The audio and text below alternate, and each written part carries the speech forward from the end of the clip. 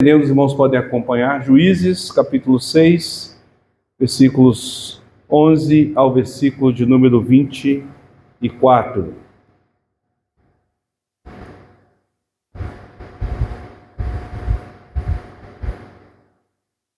Diz assim a palavra do Senhor.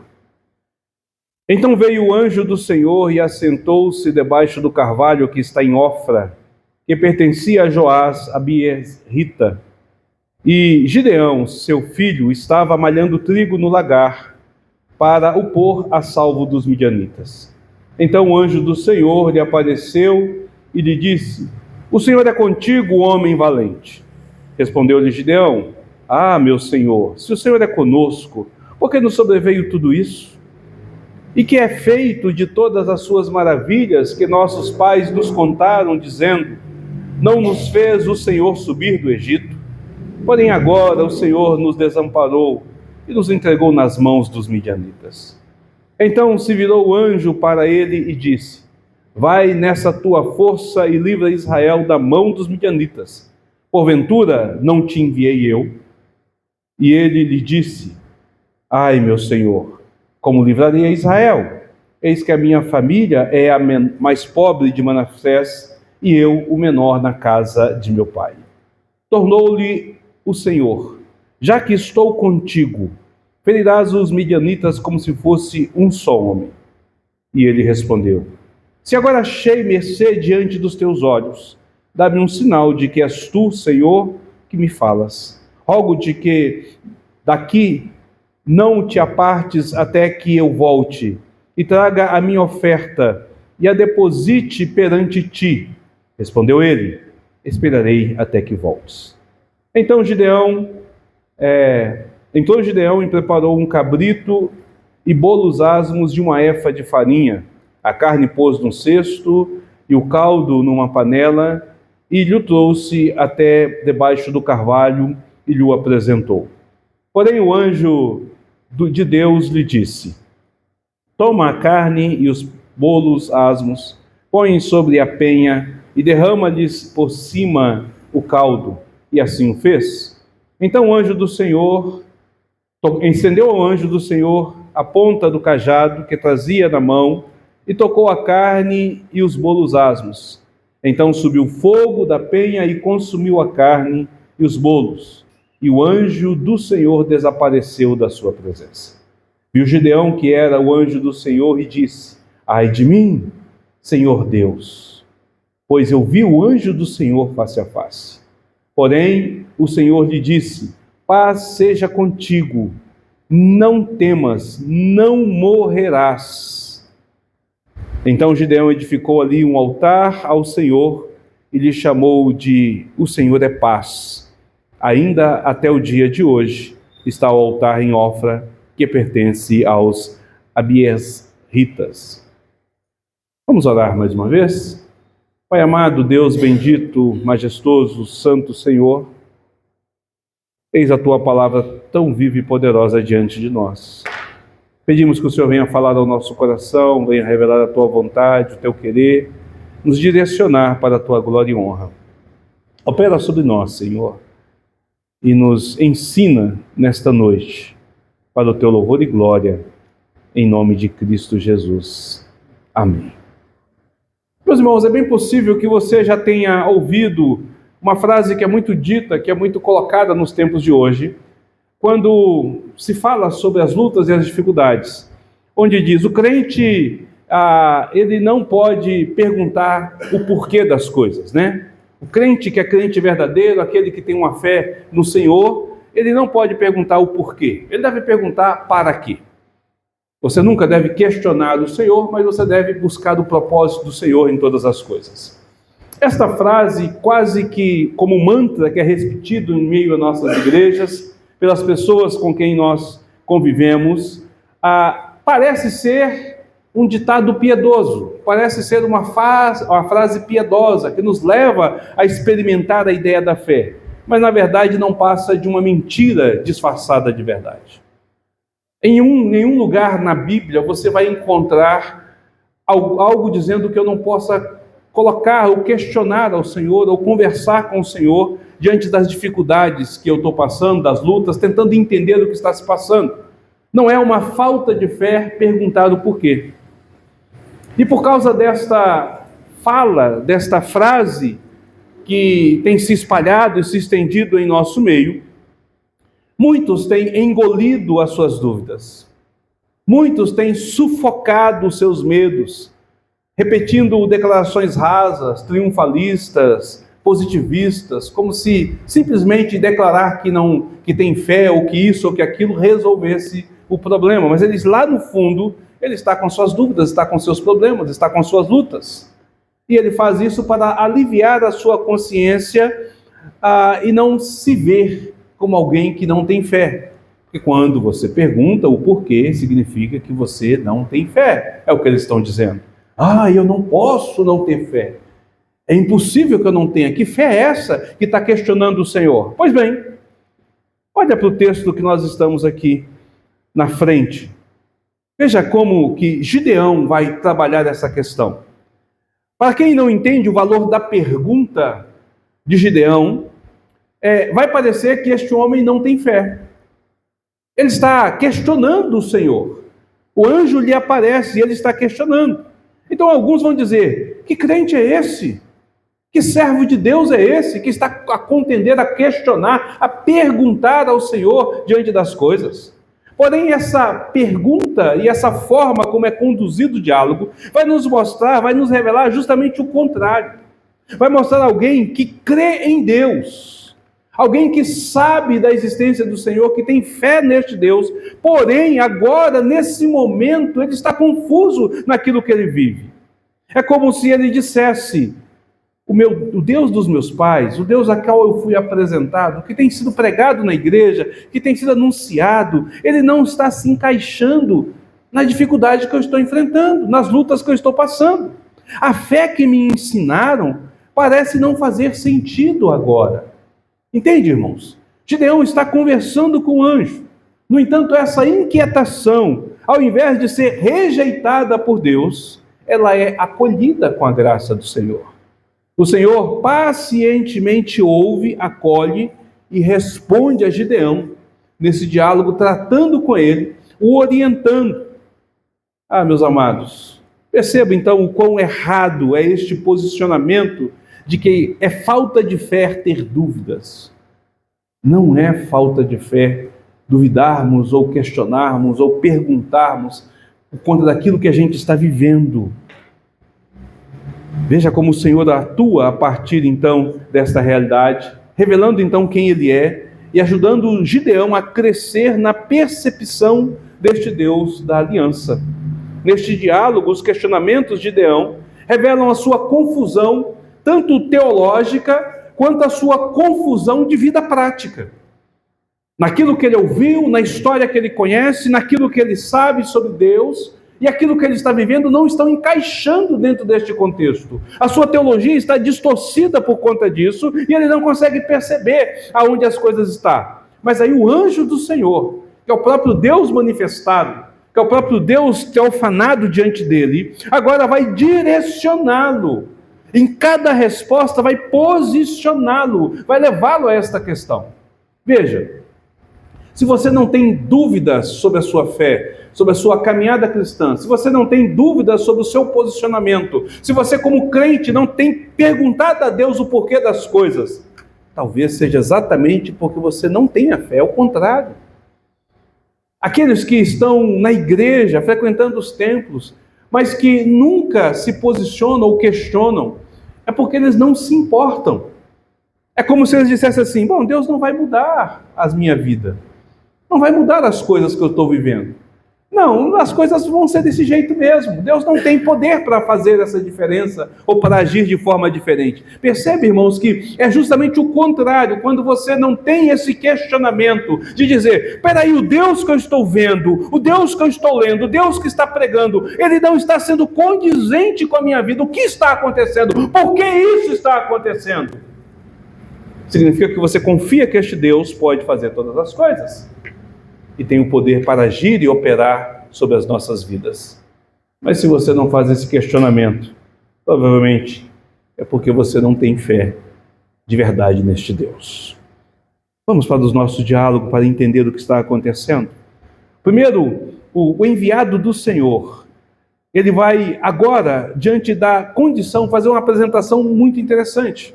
Porque ele chega para Gideão e ele vai dizer a Gideão que ele é um homem valente. O Senhor é contigo, homem valente. Observe que a primeira condição que ele coloca é o fato de que Deus está presente, que Deus está com ele, que Deus o está guiando. Esta pergunta que ela coloca, essa condição que é apresentada, faz com que Gideão, então, coloque as suas perguntas e os seus questionamentos. Você está dizendo que Deus é comigo? Você está dizendo que eu sou um homem valente? Você está dizendo que eu posso, que as coisas podem ser diferentes? Se Deus é comigo, se Ele está realmente comigo, por que eu estou passando por isso? Observe a forma como ele constrói isso no versículo de número 13. Ai, Senhor meu, se o Senhor é conosco, por que nos sobreveio tudo isso? Veja a forma como ele se apresenta diante do Senhor. Não nos fez o Senhor subir do Egito? Nós ouvimos dos nossos pais que Deus é quem tem nos libertado, que Deus nos livrou dos nossos inimigos, que Deus tem guardado, posicionado sobre a minha vida. Mas você diz que Deus é conosco, mas parece que Ele não é. Ele encerra o versículo dizendo: porém agora o Senhor nos desamparou e nos entregou nas mãos de medianitas. Então como que Ele é comigo? Por que você está dizendo que o Senhor é comigo, se eu não estou vendo isso na minha vida? Se nesse momento de luta, de dificuldade, aquilo que está sendo dito pela Escritura, aquilo que está sendo dito pela pregação, pela mensagem, não faz sentido com o que eu estou vivendo. Eu estou aqui no largar, no local impróprio, batendo trigo, com medo, escondido. Porque o inimigo está nos acuando. São 7 anos de luta, de dificuldade. Então, como que o Senhor está comigo? Percebe o que ele está perguntando? Como que o Senhor está comigo? Mas aí o anjo responde a ele, não dizendo exatamente como está, mas através de uma outra fala, através de um outro posicionamento. O versículo de número 14 diz então que virou o Senhor para ele e disse: vai na tua força e livra Israel da mão dos midianitas. O anjo entendeu. O anjo disse: eu entendi o que você disse. O Senhor entendeu: eu entendi o que você disse. Eu entendi que a sua preocupação é que eu dizer que estou contigo, não parece que eu não estou, porque você está com os inimigos. Mas eu quero dizer para você que você pode ir para destruir os seus inimigos, para livrar os seus inimigos. E aí é interessante que ele usa uma expressão: vai na tua força. É para ele ir na força dele, na capacidade dele. Ué, mas que capacidade, que força que ele tem? Então nós vamos entender o contexto que está acontecendo. Meus irmãos, esse anjo que aparece aqui em Gideão é o mesmo anjo que aparece em Boquim, no capítulo de número 2. É o mensageiro do Senhor. Quando ele está em Boquim, ali Deus vai fazer uma declaração. Ele vai dizer: vós, porém, não fareis aliança com os moradores desta terra, antes derribareis os seus altares. Contudo, não obedecestes a minha voz.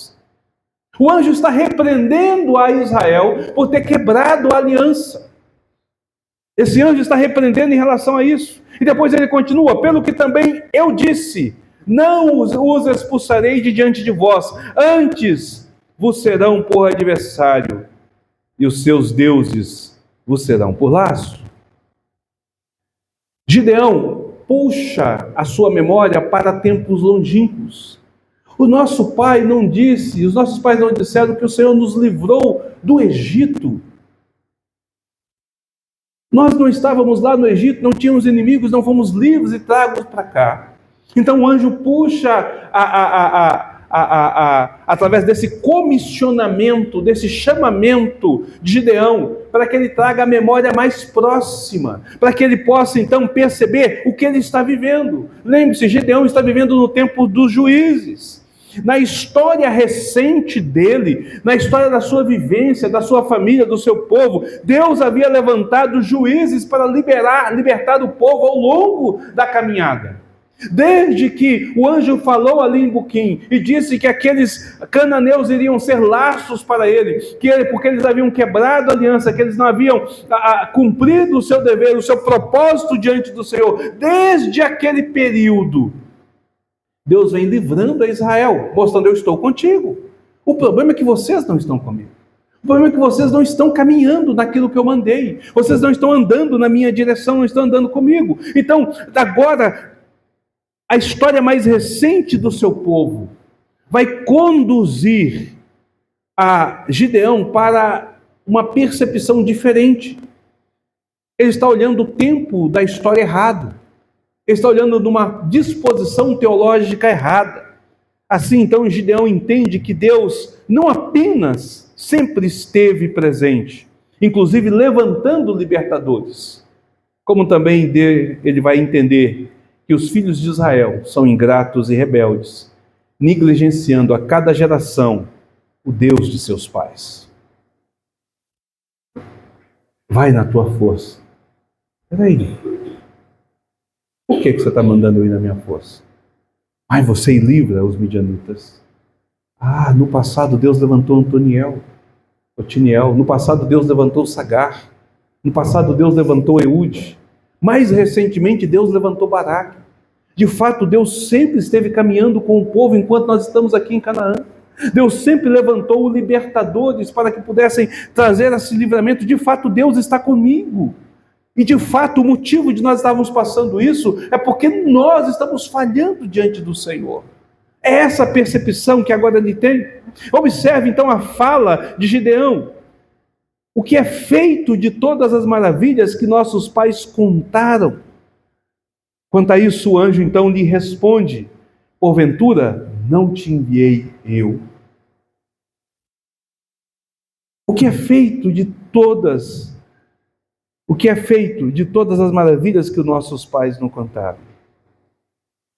E o anjo disse: mas eu estou te enviando, Gideão, para fazer exatamente essas maravilhas, para ser o instrumento para a libertação deste povo. Gideão, que até então questionava a ausência de Deus, agora sabe que Deus sempre esteve presente e ativo na vida do povo. E é exatamente isso que o anjo do Senhor vem fazer, mas desta vez através dele. Vem levantá-lo para ser esse instrumento. Porém, agora o questionamento de Gideão passa não mais por essa condição da presença de Deus e do livramento de Deus, mas ele começa a questionar se ele é capaz de fazer isso, se ele está pronto para cumprir essa missão. Versículo 15, então, ele vai dizer: ai, meu Senhor, como livrarei a Israel? O Senhor está mandando eu ir.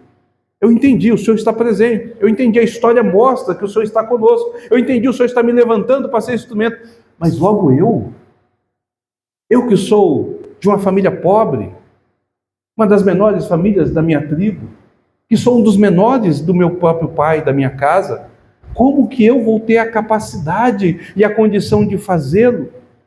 Mas o anjo não deixa sem resposta. O anjo vai dizer: já que eu estou contigo, ferirás os midianitas como se fosse um só homem.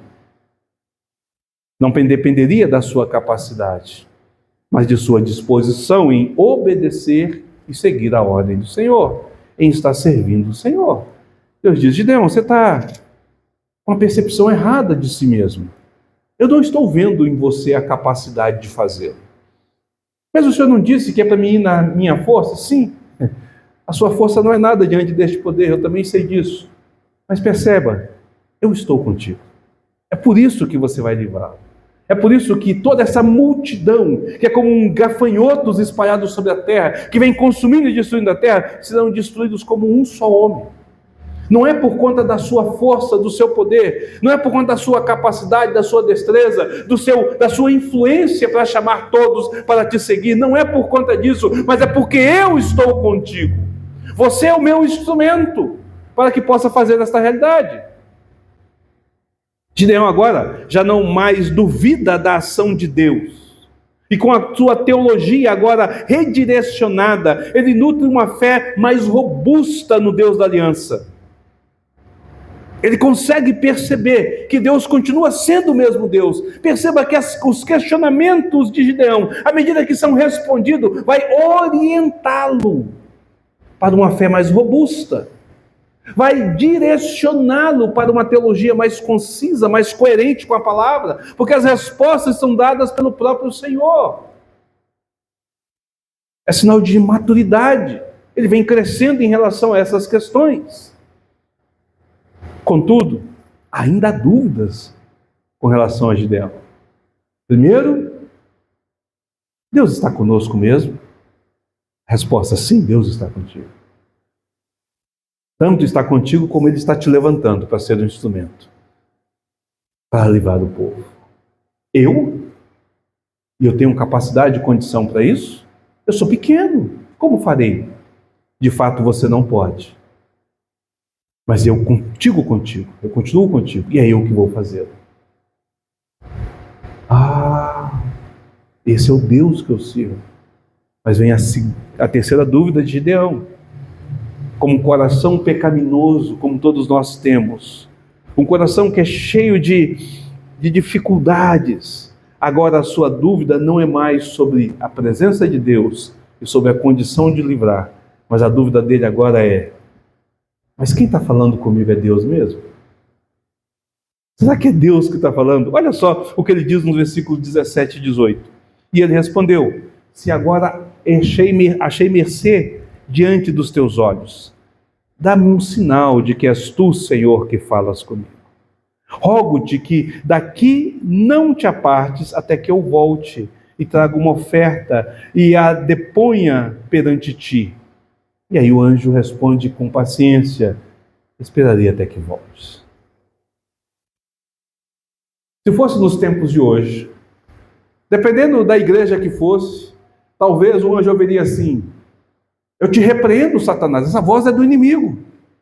Não, esse negócio está errado. Que negócio é esse de que eu vou, de que o Senhor está comigo? Não, isso aqui está errado. Ele está agora com a dúvida sobre se de fato quem está diante dele é o próprio Senhor. Se é Deus de fato quem está falando com ele. Irmãos, quantas vezes, ao ler as Escrituras, nós não temos essas dúvidas? Quantas vezes não passa sobre nós assim: mas é isso mesmo, Senhor? O Senhor fala isso mesmo? A tua palavra aponta para esse caminho mesmo? É isso aqui mesmo? Olha, parece estranho, dá a impressão que não é Deus falando aqui. E Deus pacientemente vai fazer o quê? Direcionar. Gideão não duvida da existência de Deus. Gideão não duvida do poder de Deus. Gideão não duvida da capacidade de Deus. Mas a sua percepção de si mesmo o leva a questionar se de fato Deus estava com ele e ele estava na presença do Senhor. Se agora achei mercê, se eu achei favor diante dos seus olhos, ou seja, se é você mesmo que está falando, e se de fato esse favor está vindo sobre mim, eu que não mereço tudo isso.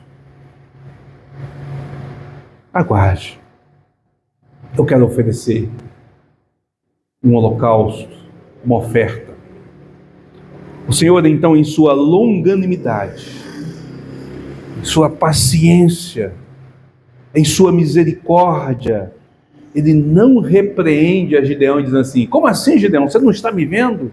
Como assim, Gideão? Que coração é esse que duvida de mim? Que fé é essa que duvida que eu esteja contigo? Ele não repreende, irmãos. Mas ele pacientemente acolhe esse questionamento, para que então ele seja fortalecido nessa fé que é vacilante. Perceba, irmãos, não ter fé e ter fé vacilante são coisas diferentes. A nossa fé, por conta do nosso pecado, da nossa condição, ela pode uma hora estar lá em cima e depois lá embaixo. Dúvidas surgirão em nosso coração, perguntas surgirão em nossas mentes, questionamentos virão sobre nós, e nós devemos de tê-los como resposta. A gente não pode simplesmente dizer assim: eu repreendo isso porque isso não é de Deus. Eu não quero pensar sobre isso. Porque se você não trabalhar essa questão e não buscar a resposta no próprio Senhor, você não irá amadurecer na sua fé. Você não irá crescer na sua fé. Você ficará com a fé rasa. Com a fé rasa. Com a fé pequena. O Senhor diz: Eu vou esperar até que você volte. Gideão, então, foi para preparar, não uma refeição, não é algo comum que ele está fazendo, querido. Perceba a quantidade de materiais que Gideão está trazendo. Um cabrito inteiro. A expressão aqui, foi pegar um cabrito, não significa que ele chegou lá e laçou qualquer cabrito. Mas deve ter escolhido aquele especial, porque ele está pensando numa oferta ao Senhor. Então ele vai olhar algum padrão para fazer. Ele pega 22 litros de farinha, 22 litros de farinha, e faz os bolos asmos ou os pães asmos. É muito pão, é muita carne. Depois de preparar todo aquele material, cozinhar aquele animal, ele separa numa panela, num vaso, todo o caldo. E aí então ele leva para levar essa oferta. É um holocausto que ele está levando. É uma oferta a este Senhor. Pense, em quanto tempo isso não demorou? Pegar o cabrito, matar o cabrito, limpar o cabrito, cortar ele todo em pedaços, cozinhar o cabrito, separar ele, as carnes no local, pegar o caldo na outra parte, pegar 22 litros de farinha, misturar, amassar, colocar no burralho, fazer o pão. Deus é realmente paciente conosco, né? O anjo ficou lá aguardando, esperando para que ele viesse. Então agora a gente entende por que ele fala assim: se eu achei graça diante do Senhor, se eu fui favorecido pelo Senhor, o Senhor pode me esperar, porque eu vou preparar um negócio ali. Tenha paciência comigo, porque eu quero ter certeza, tenha paciência comigo. Gideão leva tudo, então, ali num cesto, né, uma bandeja improvisada, o caldo dentro da panela, e aí quando ele chega então diante do anjo, o anjo então vai orientá-lo o que tem que fazer. O anjo então vai dizer para ele: toma a carne e os bolos asmos, põe tudo sobre essa penha e derrama o caldo sobre ele. O anjo ali agora, ele orienta. Há uma ordem a ser feita: põe a carne, põe o pão, agora você pega todo este caldo e derrama sobre ele. Isso ali tudo sobre uma pedra comum que havia naquele local. O anjo então toca com o seu cajado a carne e o pão, e da penha, da pedra, surge fogo. Começa a queimar. Aqueles ingredientes então são consumidos pelo fogo. E enquanto é consumido pelo fogo, o anjo desaparece da presença de Gideão. Eu não sei você, mas se fosse eu tinha caído de costas. Só de ver a pedra pegar fogo sozinho, já tomava um susto. Depois, desaparecendo, caía de costas. Temeria diante dessa situação, e é isso que acontece. Gideão agora tem a certeza de que o Senhor, de fato, esteve com ele. Porém, essa realidade o confronta com algo ainda mais terrível, irmãos. Se antes ele duvidava que era Deus que estava falando, agora ele tem certeza que Deus está face a face com ele. Então, algo terrível acontece. Ai de mim! Quem sou eu para estar diante do Senhor? Pois eu vi o Senhor face a face. O terror toma conta de Gideão. A sua teologia agora é ampliada. Ele consegue perceber algo maior ainda. De que o santo esteve com ele, de que o santo esteve na sua presença, que o santo conversou com ele, aquele que é santíssimo esteve diante dele. Como ele pode estar diante de um Deus vivo e santo? Como? Como pode sobreviver estando face a face com o Senhor? Gideão teme pela sua vida? E queridos, não é sem razão. Ninguém pode estar de fato face a face com o Senhor e sobreviver. Não se entra na presença de Deus de qualquer forma. Não se apresenta a Deus de qualquer forma. Lembra do clamor de Isaías? Isaías 6, versículo 8. Na qual ele vai dizer: ai de mim, estou perdido, porque sou um homem de lábios impuros e habito no meio de um povo de impuros lábios, e os meus olhos viram o Rei, o Senhor dos exércitos. Perceba, irmãos, Isaías está dentro do templo. aonde ele deveria de perceber a presença de Deus. Ele não está num bar, ele não está numa boate, ele não está numa biqueira, ele não está numa casa de prostituição, ele não está nem na casa dele, ele não está na rua, ele está no templo, aonde Deus deve se fazer presente. E ao ver a manifestação de Deus, de tal forma foi impactado que ele diz: ai de mim, eu estou perdido. É isso que Gideão está fazendo. Como eu posso habitar, como eu posso viver diante de um Deus santo? Como eu posso olhar para este Deus e sobreviver? Gideão sabe que ele é um homem puro. Gideão sabe que ele é um pecador. E ver face a face implica em morte e condenação eterna. Contudo, o que Gideão não levou em conta foi que Deus havia se manifestado a ele não com juízo, mas com graça e misericórdia. Que Deus o estava chamando para ser redimido, para ser restaurado, para ser transformado e não para ser condenado. Assim, o Senhor, em sua misericórdia e graça, tranquiliza a Gideão com 3 declarações de peso: paz seja contigo, não temas, não morrerás. Observe que o medo de Gideão, então, tinha fundamento, porque o Senhor teve que tranquilizá-lo diante disso. Ele não diz: não se preocupe, Gideão, com a minha presença diante de ti. Não foi nada, eu só passei por aí. Estava andando por aqui, resolvi bater um papo contigo. Não tenha preocupação com isso. É normal eu estar na presença das pessoas. O anjo não diz isso. O anjo tranquiliza primeiro dizendo: paz seja contigo. O que indica que a condição do homem natural diante do Senhor aponta para nosso estado como pecadores diante do Senhor. Todo ser humano, por conta do pecado, está em guerra, está em rebeldia com o Senhor. Ele é naturalmente inimigo de Deus. Por isso o Senhor então vai declarar primeiramente a paz para com Gideão. É como que o Senhor então estivesse ali dizendo para ele: Gideão, eu estou estendendo a você a minha paz. Eu não vim para guerrear, eu não vim para condenar, eu não vim para julgar. Eu vim para me relacionar contigo. É por isso que o Senhor então declarou isso. É por isso então que o Senhor vai dizer: não tema. Você não precisa de temer, Gideão. De fato, faz sentido o que você está pensando. De fato, o seu posicionamento teológico está correto. Não é possível estar na minha presença de qualquer forma e de qualquer maneira. Mas eu vim até você não para condená-lo. Eu vim até você para transformá-lo, para te usar como meu instrumento. Então não temas. E finalmente ele diz: você não morrerá por estar na minha presença. Não morreria, porque Deus lhe declarou a paz. Mas a paz de Deus não vem sem que seja pago um preço. A paz de Deus não vem simplesmente de qualquer forma.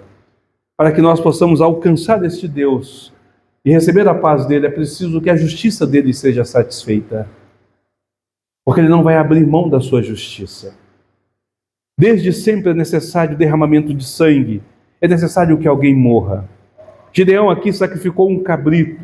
O sangue foi derramado. Deus aceitou o seu sacrifício ao tocar naquela carne e fogo consumi-lo. É como se Deus dissesse: eu aceito o que você está fazendo. Mas esse sacrifício aponta para algo maior. Esse sacrifício aponta para o perfeito sacrifício do perfeito Cordeiro que tira o pecado do mundo. O contato de Gideão com Deus só não se tornou uma tragédia porque Cristo vem morrer em seu lugar. É Cristo quem promove esta paz. É por isso que os questionamentos, as dúvidas que surgem num coração sincero, em alguém que crê de fato em Deus, mas que sente-se confuso, que não compreende o que está acontecendo, que falta-lhe o conhecimento diante das coisas que está vivendo, nunca será rejeitado e desprezado. Antes, com paciência, Deus nos acolherá e nos retirará com a sua misericórdia e graça todas essas dúvidas e todas essas confusões. nos conduzindo ao amadurecimento da fé. Entende, queridos? Deus age assim porque Ele age com graça e misericórdia através de Cristo Jesus.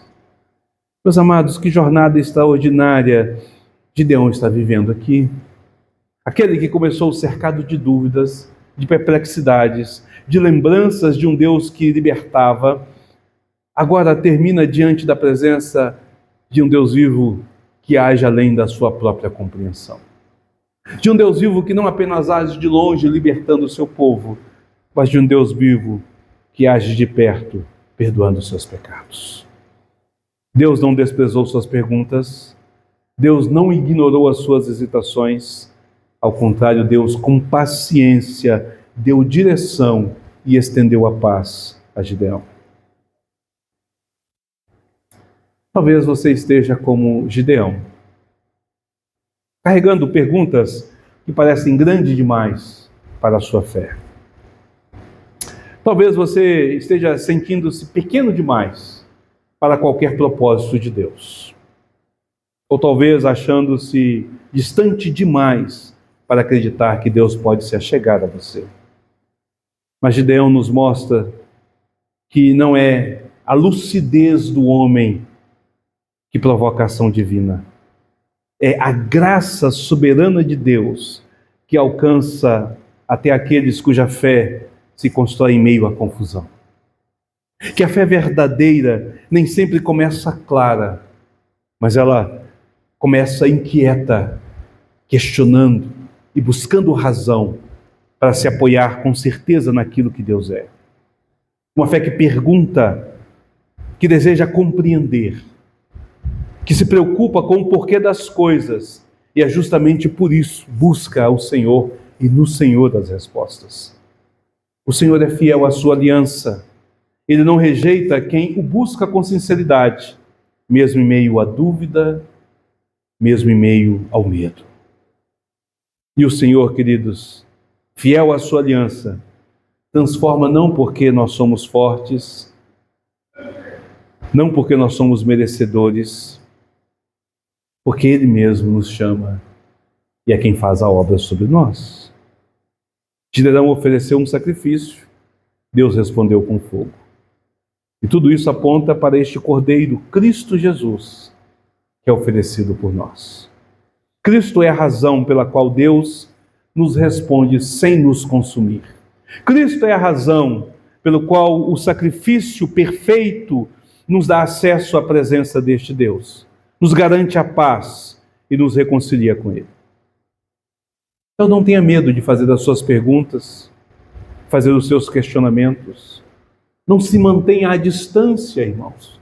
Porque o que nós temos visto hoje, por conta dessa fé não real, não verdadeira, por conta dessa fé que está firmada em pressupostos errados, as pessoas estão tentando se agarrar a algo que não é possível.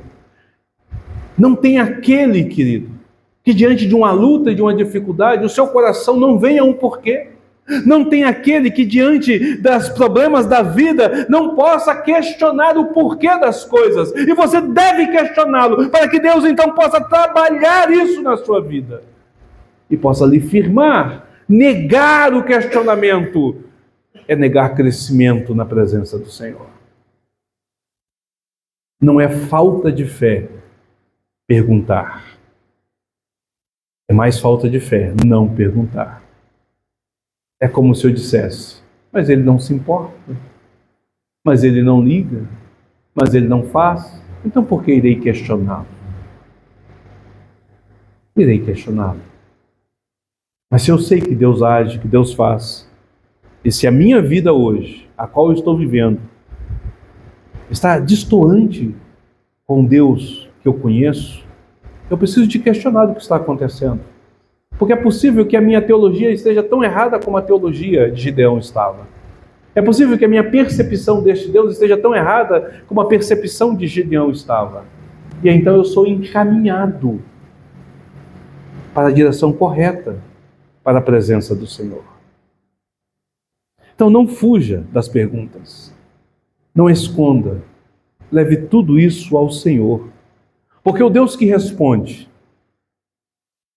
é também o Deus que busca, que salva e que transforma.